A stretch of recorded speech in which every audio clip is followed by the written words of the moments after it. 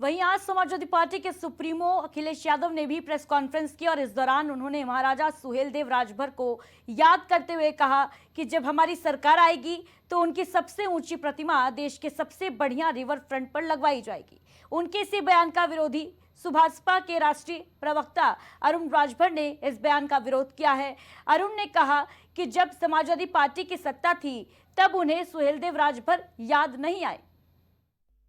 Samajwadi party के मुखिया श्री अखिलेश यादव जी आज अपने दफ्तर में कुछ लोगों को बुला करके कह रहे हैं कि हमारी सरकार बनेगी तो महाराजा सुहेलदेव की मूर्ति हम रिवर फ्रंट पर लगवाएंगे। अरे भैया, पूरा नमवा तो ले लिए होते कि महाराजा सुहेलदेव राजभर की मूर्ति लगवाएंगे। आपको उत्तर प्रदेश के लोगों ने 4 बार मौका दिया,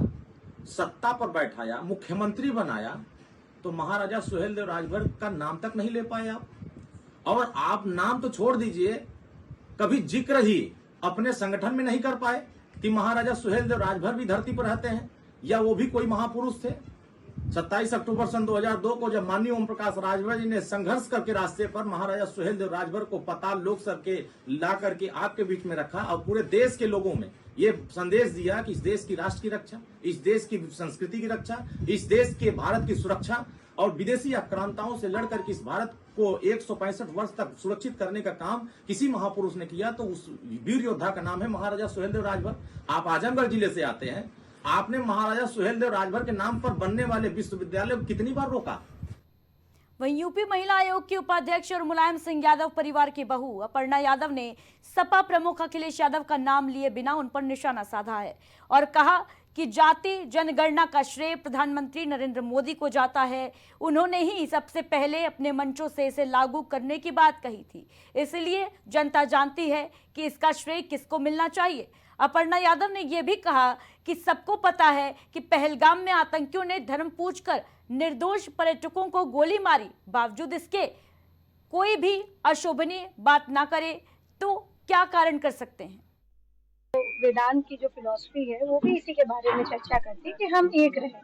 और एक जब राष्ट्र है, जब एक राष्ट्र की हम कल्पना करते हैं तो उसमें एक ही चुनाव होना चाहिए। और हमारे भारतवर्ष में अमूमन 4 चुनाव, जैसे कि मैंने अपने